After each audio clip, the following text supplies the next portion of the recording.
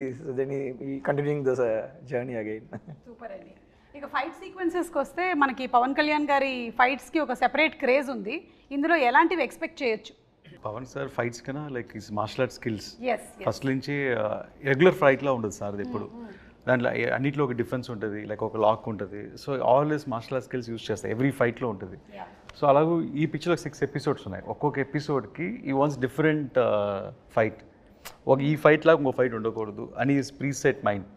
So అలాగే ఒక్క fight అయితే చౌకీదాని ఫైట్ సారే డిజైన్ చేశారు. ఈ ఓన్లీ కొరియోగ్రాఫ్ ఫుల్ సీక్వెన్స్. ఒక బ్రూస్లీ ఎంటర్ ద డ్రాగన్ లాగా ఒక హెవీ ఫైట్ అది. సో అది stunning, it's a very big moment in the film.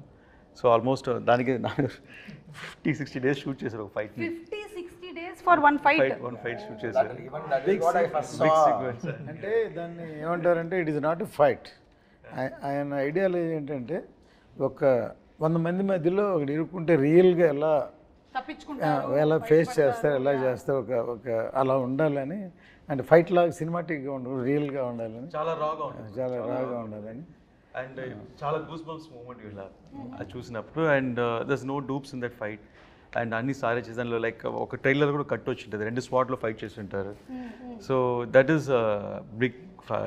ఇది కాకుండా మిగతా ఫైట్లు అన్నింటిలో there's different patterns we fixed.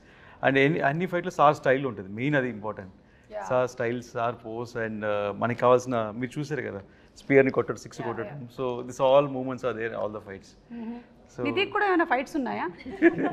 అంటే you said you are the queen కదా, నిధి కోసం ఫైట్ చేస్తారు. నిధి కోసం ఫైట్ చేస్తారా? ఓకే. అంటే ఏ నిధి? అదే కరెక్ట్. ప్రెషరా నిధియా? Both. Both are same. Yeah. So మీకు ఇందులో ఫైట్స్ అయితే లేవు? డిఫరెంట్ కైండ్ ఆఫ్ ఫైట్ ఉంది చెప్పాలి. ఓకే, అంటే మన సినిమా రిలీజ్ అయిన తర్వాతే తెలుసుకోగలుగుతాము. అయితే జస్ట్ ఇప్పుడు చాలామందికి ఈ క్యారెక్టర్ గురించి, దీని వెనకాల ఉండేటువంటి బ్యాక్గ్రౌండ్ గురించి తెలియదు కాబట్టి ఒక 4 వాక్యాల్లో హరిహర వీరమల్లు ఎవరు అనేది జస్ట్ మాకు చెప్పగలుగుతారా? So that we're ready to watch the movie with that kind of a context. Madam, Harihara Veeramallu ఎలా ఉంటుందని ఆల్రెడీ 4 years అయిపోయింది కాబట్టి నెట్లో మొత్తం ఉంది, డీటెయిల్గా ఉంది. అక్కడ చదవమంటారా? ప్రతి ఎవ్రీబడి నో స్టోరీ. అండ్ అందరూ ఇలా ఉంటుంది అలా ఉంటుంది వాళ్ళే ఒక స్టోరీ చెప్పేస్తున్నారు.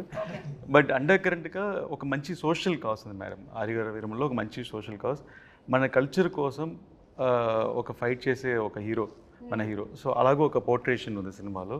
అండ్ టైటిల్ హరిహర వీరమల్లికి ఒక డెఫినేషన్ కూడా ఉంది సినిమాలో, ఎందుకు ఈ పేరు వచ్చింది అండ్ ఎలాంటి పరిస్థితుల్లో ఈ పేరు ఫామ్ అయింది అనేది కూడా, దానికి మీనింగ్ఫుల్గా మూవీస్ చేసినట్టు ఒక సంతోషం కూడా ఉంది మాకు. సూపర్ అండి. సో ఇంకెవరికైనా ఎక్స్ట్రా ఇన్ఫర్మేషన్ కావాలంటే నెట్లో కొట్టి కరెక్ట్గా సెర్చ్ చేయండి. రకరకాల ఇన్ఫర్మేషన్లు ఉంటాయి, అందులో కరెక్ట్గా కనుక్కోండి. లేదంటే మీరు ఏఐని అడగండి. ఇది best thing to do nowadays, ChatGPT. Harihara Veeramallu అని టైటిల్ చూసి ఒకసారి ఏం చేశారంటే హరిహర రాయలు, బుక్ రాయలు వాళ్ళ స్టోరీ తీస్తున్నారు. అది రకరకాలు